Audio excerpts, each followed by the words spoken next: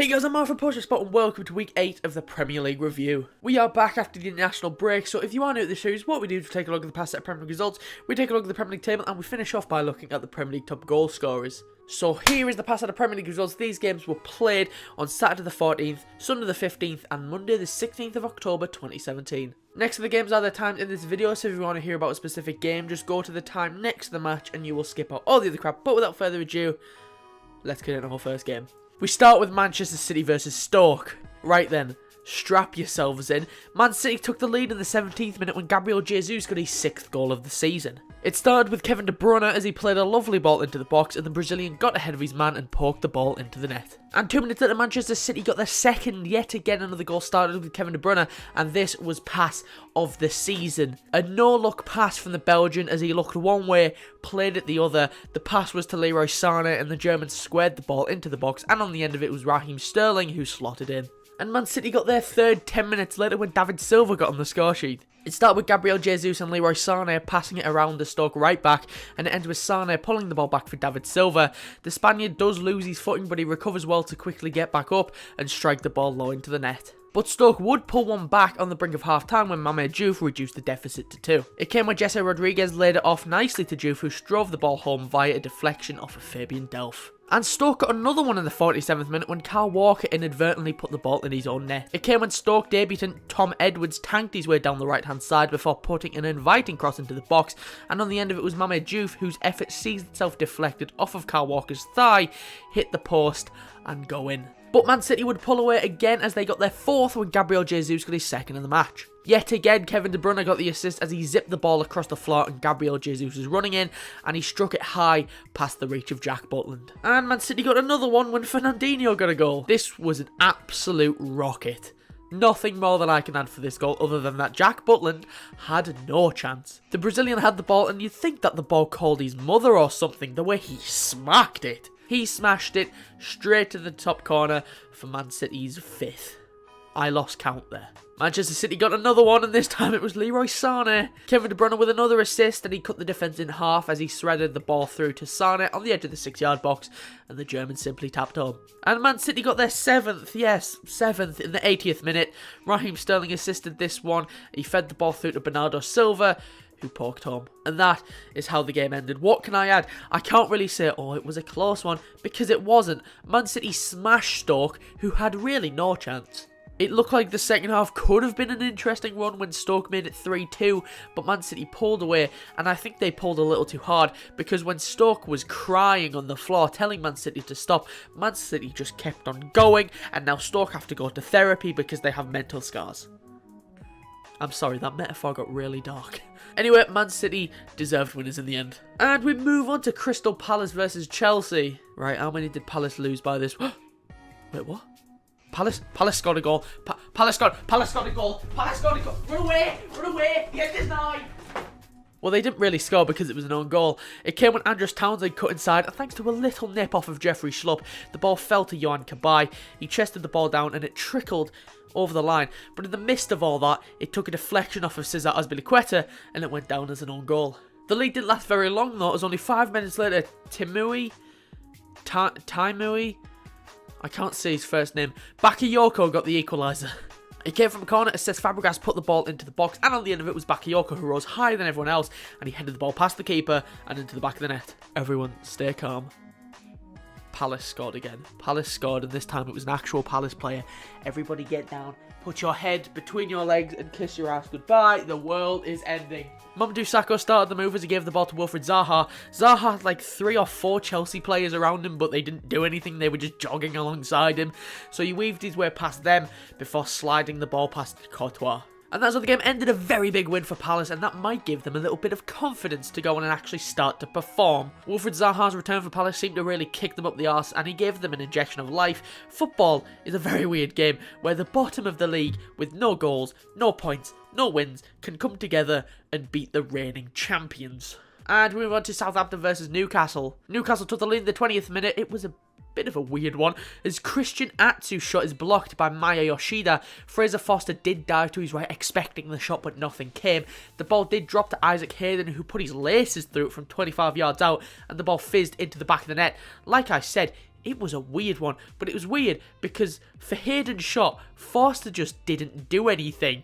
Maybe because he didn't see it coming or he thought it was going to miss. It was just a weird couple of seconds.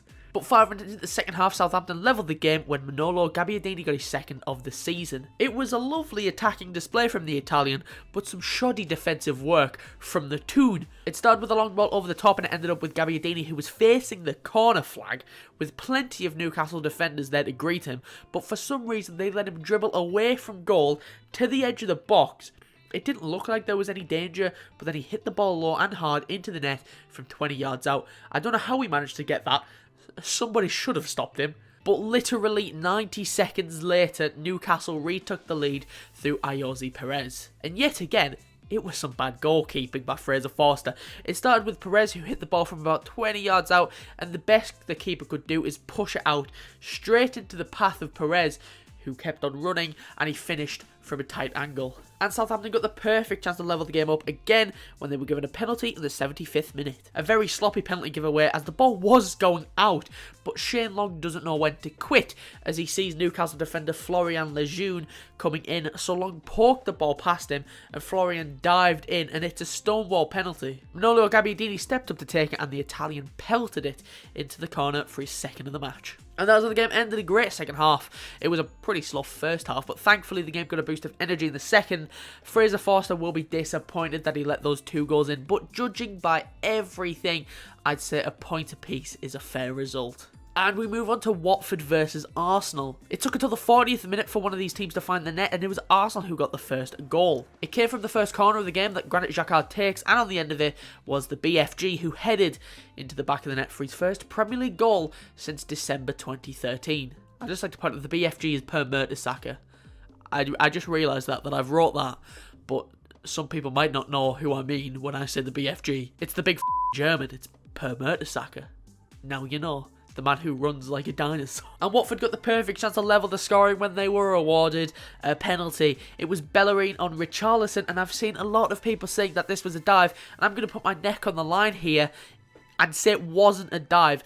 There was contact, but not enough for a penalty. He did go down easily, but it's not like Jamie Vardy who just goes down for the fun, or maybe because the floor looks comfortable. Wasn't a dive, there was contact, but it wasn't a penalty. It was a weird one. But anyway, Troy Deeney stepped up to take it and he calmly finished for his first goal of the season. And Watford stole the point in the 90th minute when they bagged the winner through Tom Cleverley. It was a sloppy goal with the ball pinging around the Arsenal area, and it ended up with Tom Cleverley, who smashed the ball into the roof of the net. And that's how the game would end. Yet another late goal for Watford, who have scored in the 90th minute for the 3rd game in a row. Like I said about the penalty, it wasn't a dive, but it wasn't a penalty either. Arsenal, they weren't at their best, with them wasting some great chances. Mesut Ozil springs to mind, but Watford nicked the point at the end as they continued their great start to the season. And we move on to Swansea versus Huddersfield. The first goal in this one came in the 42nd minute when Huddersfield keeper Jonas Lossell forgot what team he played for. The keeper, for some reason, passed it straight to Swansea player Tom Carroll, who then squared it to Tammy Abraham and he tapped home from close range. And 3 minutes into the second half, Swansea doubled their lead when Tammy Abraham got his second of the match. It came when Aaron Moy tackled Luciano Norsink in the box. The ball bounces around and falls to Jordan Ayew. Ayew then chipped the ball over the keeper, and there to help it over the line was Tammy Abraham. And that's how the game ended. A huge win for Swansea, who picked up their first home win of the season, and after starting the season well, Huddersfield have dropped off, and some mistakes either side of half-time have cost them this game, and they have now gone 7 games in all competitions without a win. And we move on to Burnley versus West Ham. West Ham took the lead in the 20th minute when Ben Mee gifted the visitors a goal. It came on a long ball down the field from Joe Hart, and Ben Mee doesn't close the ball down, and that allowed Mikel Antonio to nip in. The attacker then clipped the ball past the keeper before placing the ball into the empty net. But West Ham's game would get a lot harder when Andy Carroll got himself sent off. 2 yellow cards in the space of, 3 minutes? The striker got the first yellow after being judged to have knocked Tarkowski with his elbow in an aerial challenge, and then 2 minutes later, he did the exact same thing, but this time on Ben Mee. It was a silly challenge considering that he just got booked for the same thing. Just keep your elbows down. But Burnley levelled the scoring in the 85th minute through Chris Wood. It was a lovely cross from Joanne Goodmanson, and his ball is met by the head of Chris Wood, who powerfully headed past Joe Hart. And that's how the game ended. West Ham did deserve a point, but I can't help but wonder what the game would have finished if Andy Carroll had stayed on the pitch. Burnley were unlucky not to get themselves a penalty, but nothing was given. West Ham did defend well when they were down to 10 men, and in the end I'd say a draw is the right result. And we move on to Brighton versus Everton. It was a pretty boring game, but the game finally got some life in the last 10 minutes as Brighton took the lead in the 82nd minute through Anthony Knockaert. It started when Bruno made his way down the right hand side before cutting the ball back to Jose Izquierdo. He should really do better, but he basically passed it to Michael Keane, but Anthony Knockaert picked up the loose ball and put the ball into the back of the net. And Everton had the perfect chance to nick a point in the 90th minute when they were given a penalty following an elbow in the back of the net to Dominic Calvert-Lewin by Bruno. Up stepped Wayne Rooney, who placed the ball into the bottom left corner. And that's how the game ended. Both sides didn't look great. Everton left with a point, and considering all that money they spent in the summer, they just aren't performing like they should be. Brighton keeper Matty Ryan could have stayed at home as he wasn't really tested apart from the final seconds.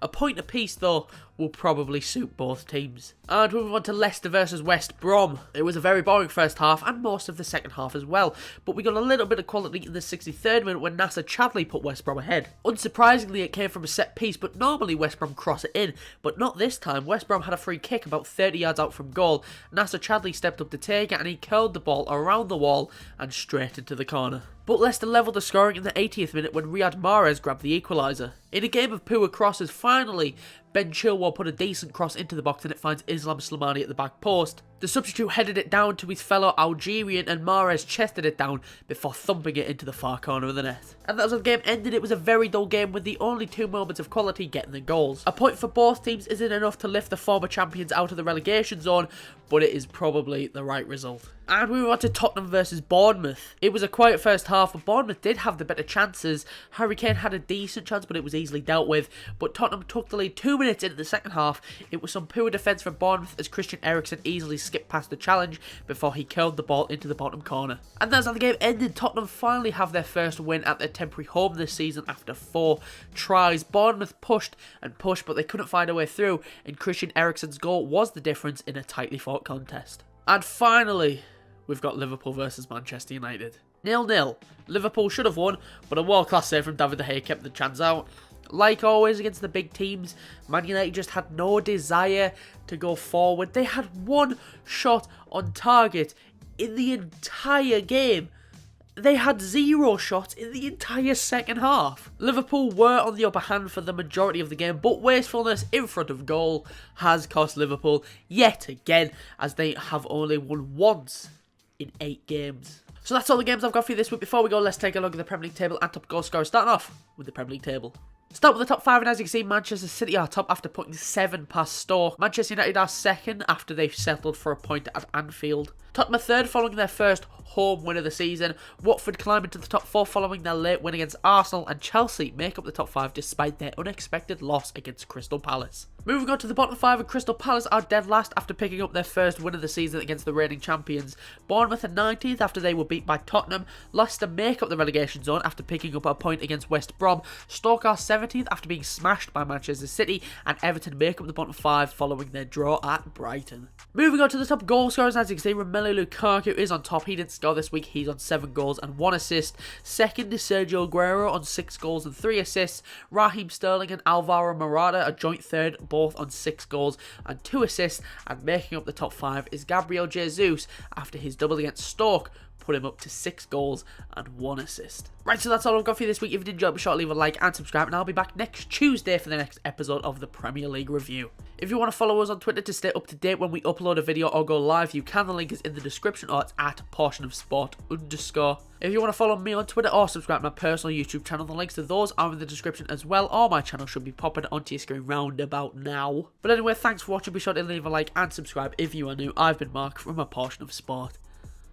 and I'll see you soon.